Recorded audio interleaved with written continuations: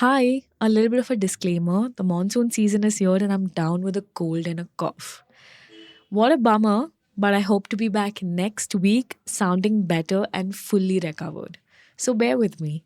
The Brits were lit AF when they saw India.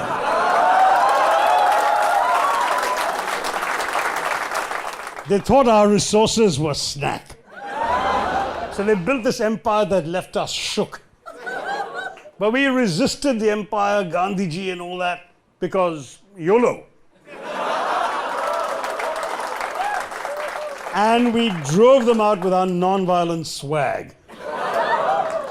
And finally, India can be like, apna time aayega. What you heard just now might sound like an excerpt from an episode of Drunk History on Comedy Central, but that is Indian politician Shashi Tharoor, fully sober, describing colonialism using millennial lingo. Look, when I joined my first job at a legacy newsroom, I pictured a group of people, probably my age or slightly older, running around, filing news copies, intense high-energy newsrooms, just like the movies.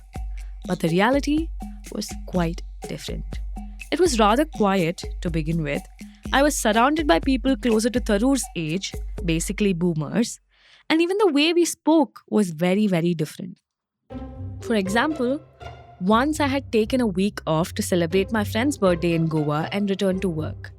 One of the editors saw me back in office and asked, "Hey Akshay, so did you freak out in Goa?" I was like, "Freak out? Why would I freak out?" I was completely fine. But slowly I paused, observed his intonation and expressions, and I kind of figured out that he meant, did you party it up in Goa? Did you have fun? Did you freak out? I was like, oh, yeah, I was freaking out in Goa. Thanks for asking. Most interactions were as awkward as this when we began.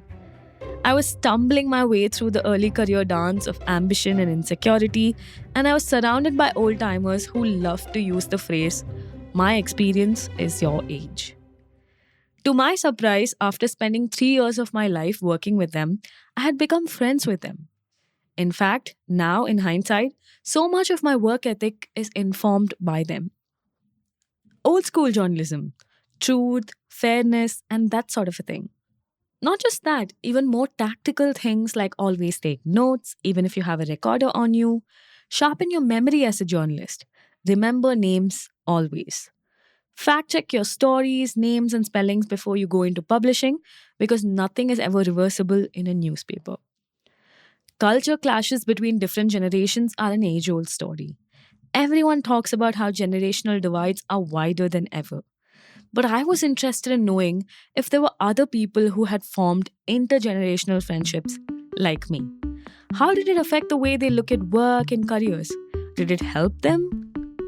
Did it change them in any way? After all, as of 2024, there are 5 generations in the workplace. The silent generations, the baby boomers, Gen Xers, millennials, and Gen Zs. What does that look like? So today on the show, we spotlight stories of people who have befriended people with huge age gaps at work. This is The First 2 Years, an early careers podcast from the Ken. I am Akshay Chandrasekharan. Stay with us.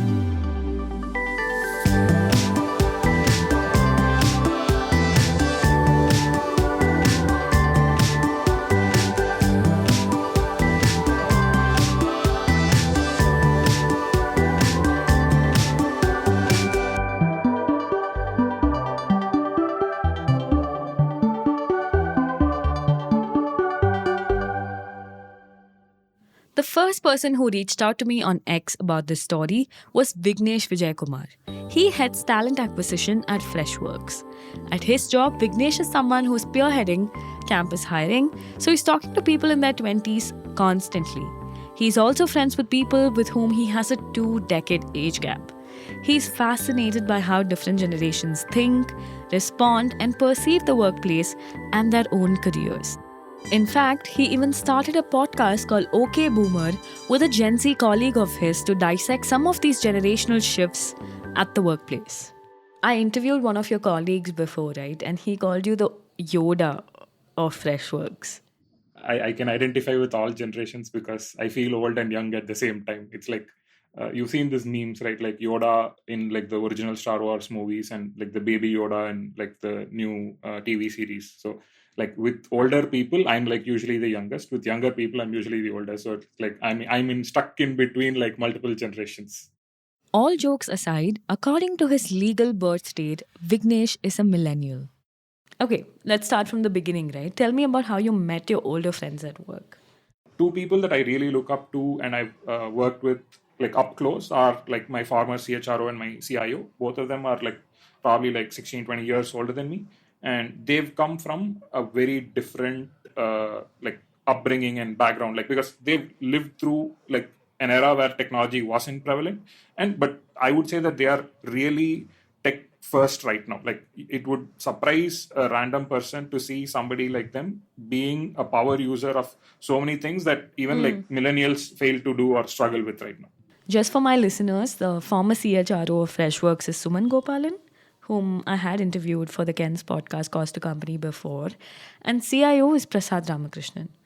And back to what we were talking about, there's a lot of like natural age polarization at work, right? You do end up hanging out with people who belong to your age group. Naturally, you relate to them more, and you're in similar stages of life. There's more to talk about. But this befriending people in their 50s and 60s is kind of an anomaly, right? So, how did that happen for you? For me, making friends and connecting with people and networking came pretty natural because Got it. I lived a very sick life as a kid. Like I used to fall sick a lot. So for the first 10 years of my life, I was very like I was usually in hospitals or resting at home, and that's I sad. rarely got to go to school. And once I got over that, like once I became properly healthy, I used to be like a lot more happier because I was around people my age and all of that. So I think after age 10, like again, that really changed fundamentally how I was. Like before age 10, I was an introvert simply because I had no opportunity to be an extrovert. And once I realized that I could be an extrovert, I think the fact that I lost 10 years of my life made me want to be on the other edge of like the extreme of extrovertism. So I always grew up with people much older than me. So two things that really impacted me was like again I was exposed to a lot of more adults than my own age group people. And the other thing, because I was an only kid and I was mostly sick and recovering at home, I was always an indoors person. So I was in front of a computer, in front of a TV, reading books and comics and stuff.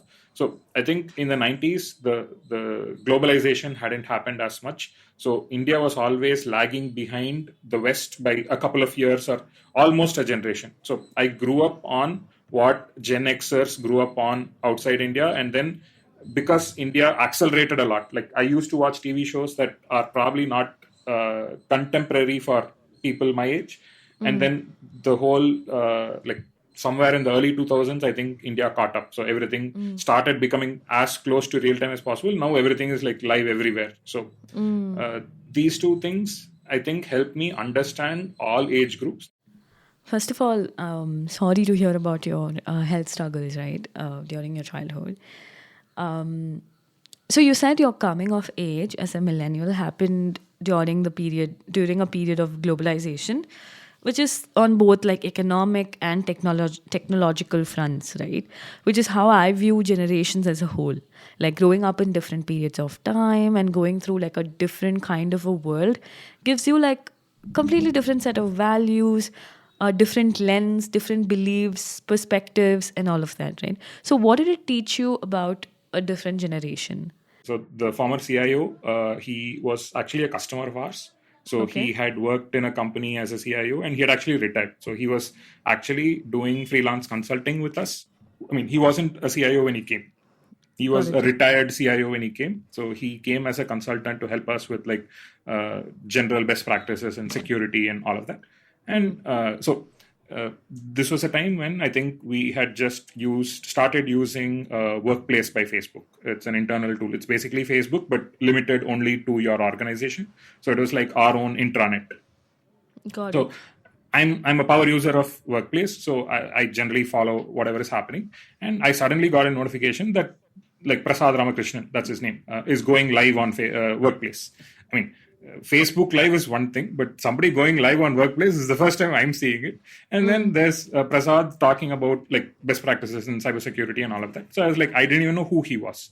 So then I went. He was streaming live from our office, one of an amphitheater room. So after the live ended, I went and I spoke to him and introduced myself, and I was like trying to figure out who he is, what he was doing, and all of that. And I think the rapport that I got to build with him was pretty natural, right? Like, so when he was doing all of this, I was more in awe because I've never seen somebody from that generation knowing what Facebook is, much less using it and like going live on it. So That's interesting. I think that really made like me want to know him better and work with him. For this podcast, I spoke to researchers and professors studying this topic. And I think maybe we should get this out of the way. Different generations and how stereotypes attached with them came to be. Boomers popularized the term workaholic, that your identity should be so wrapped up in your job or your position or your title. Gen Xers were the ones that pushed back against the baby boomers' obsession with working for 60 or 70 hours a week. And so, Gen Xers, people in their 40s and 50s, growing up in families where perhaps both mom and dad for the first time ever were working outside the home. They got a first-hand look at the impact that could have on job satisfaction, family dynamic, and going from a single-income household to a double-income household. And that's why, as a whole, I think Gen Xers chose to make some different choices in terms of how we would balance work and life. Millennials, on the other hand, are a very global generation. Millennials, as well as Gen Z, in fact, are a bit more unified in the formative experiences that they would point to in terms of things that shaped them. Of course, millennials are the most talked about generation ever. The biggest stereotype around millennials is that they're entitled, that they're not willing to work hard, both of which we found to be largely unfounded. Gen Z, the verdict's still out. Gen Zs are anywhere from 10 to 25 this year. So right now, we think that they're going to be a bit more risk-averse given what they've grown up through recession and pandemic. They're more savvy consumers of knowledge growing up in the era of fake news. And we think that they're going to be more willing to blaze their own path and figure out a way that works for them, as opposed to maybe looking at their parents' generation for guidance, which we saw with the millennials. What about Suman, Vignesh? What was your first impression of her? My first introduction to her was we were introduced to her when she joined the company, and she was on the calendar invite. She had a Hotmail ID, right? So before joining the company, like, I'm like, what is this boomer, like, not having a Gmail ID? Like, that was literally the thought in my head. And like, I told her that, and the other fun part, like, you can clearly tell what generation a person is by the emojis they use, right? Like, Oh gosh. Yeah. I grew up using colon bracket for like a smiley. They grew up using colon hyphen bracket. You know what? I can clearly tell you're a millennial because Gen Zs, like, we kind of use emojis. And that too, like, ironically, there is no like hyphen, colon and stuff like that. And also, speaking of the way people text, right? My biggest problem with Gen Xers is, and even older millennials to be honest, is that using a period at the end of every sentence, it makes me feel like they're mad at me all the time. Like, even if they say kudos, right? I'm like, okay, they secretly hate me. In fact, it irritates me more than ellipsis. These kinds of connections are unlikely to develop naturally. You have to either seek them out or be forced to forge a friendship in unlikely circumstances. That's what happened with Arya, a multimedia producer who joined a TV news company. That's coming up after the break.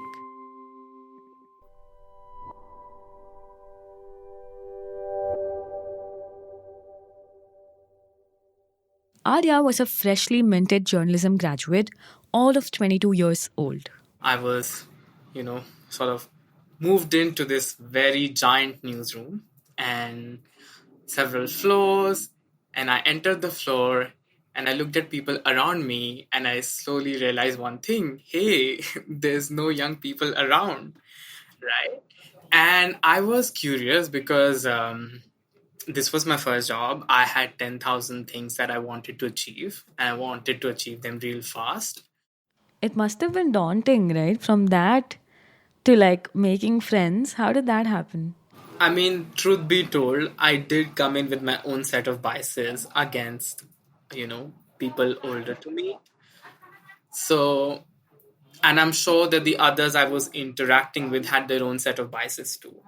But I realized, having worked with them for a really long period of time, is at the end of the day, we are very similar. Very similar meaning?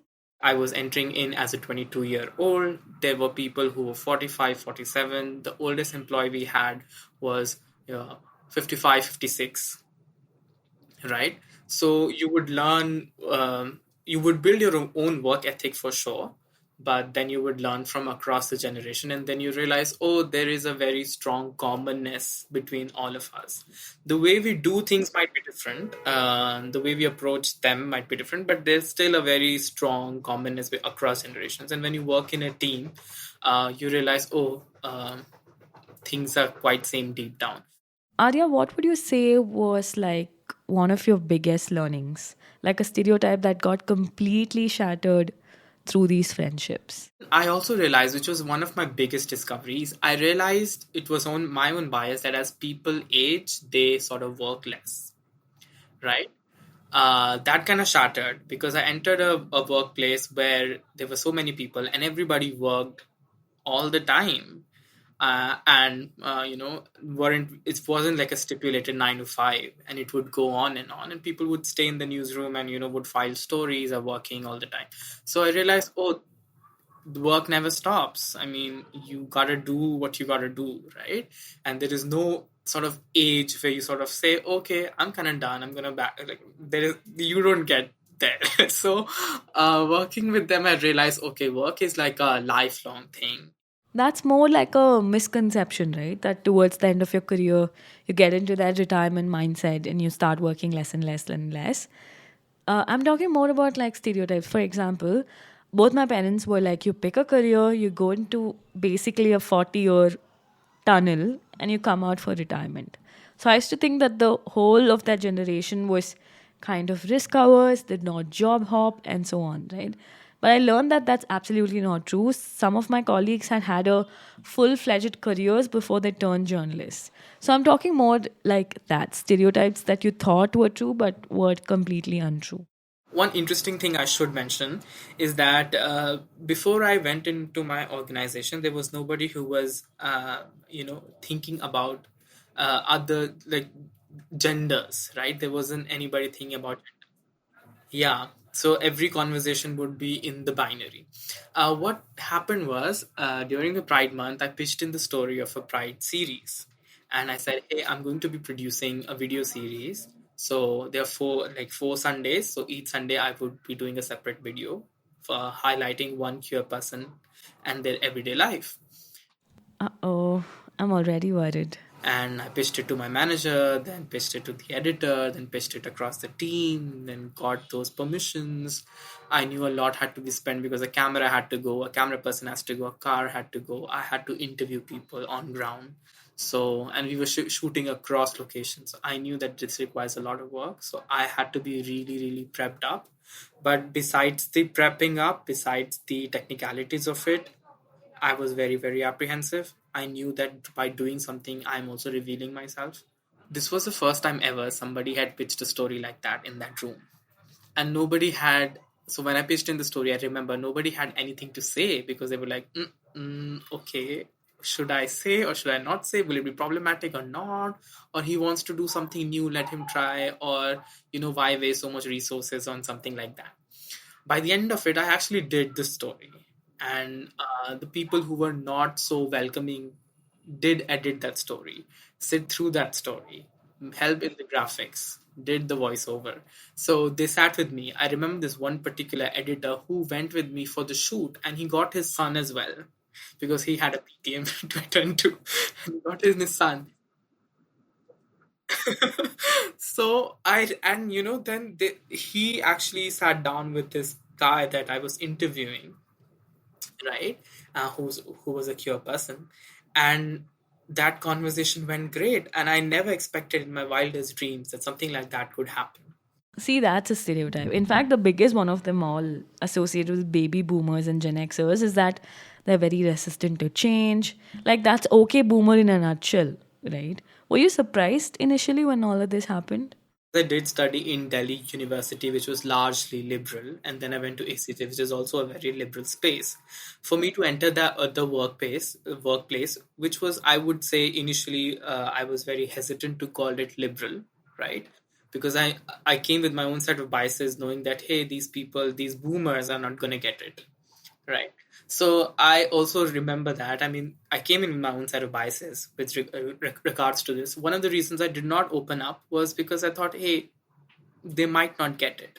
But once they know what it is, they're not that person. Like that, they are not the person that have made themselves in my mind, right? They could be also open, and they could be open to new ideas, and they could talk to people from different backgrounds like normal people do. And that's what I realized. What would you say is your most favorite thing about this intergenerational friendship, Arya? If you had to just point out one thing.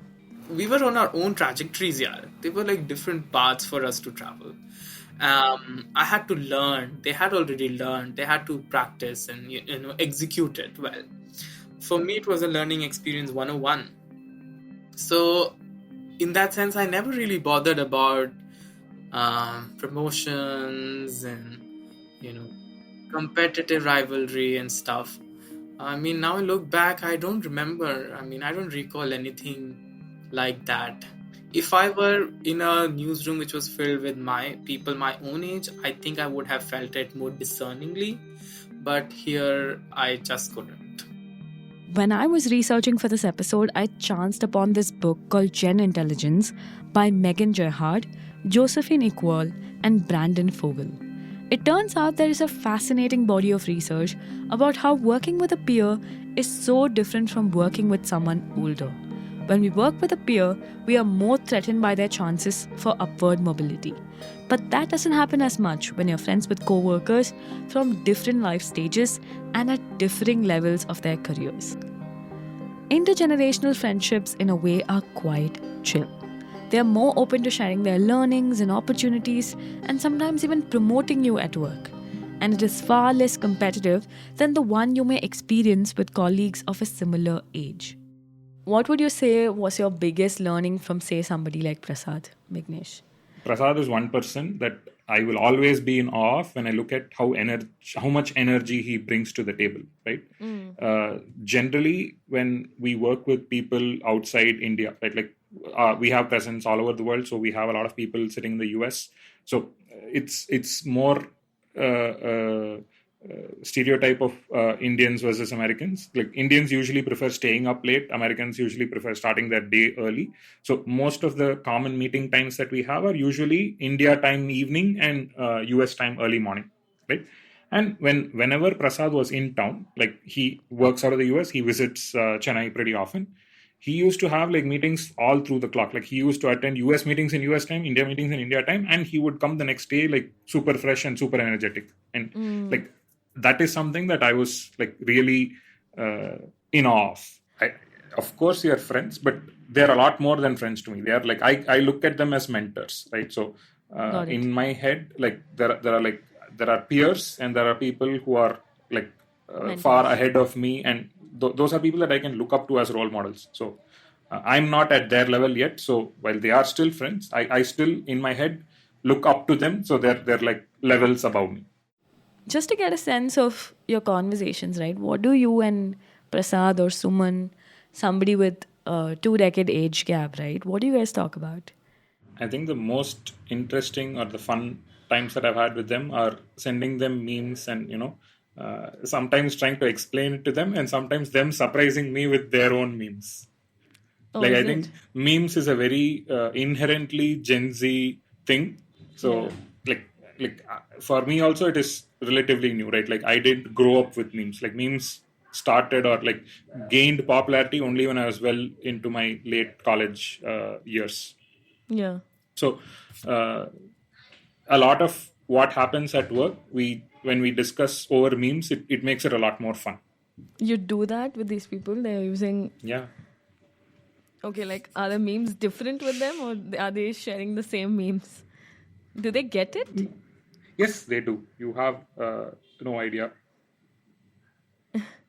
Sometimes, like, I'm just trying to find something. If I can. Are you pulling up the memes you've sent before? Yeah, I'm just trying to see what I've sent and what fun conversations I've had. Then Vignesh was pulling up his older chats with both Suman and Prasad to show me the memes that they have exchanged, the funniest ones that they have shared so far, and proceeded to tell me about how memes unite a whole bunch of different generations more than we think.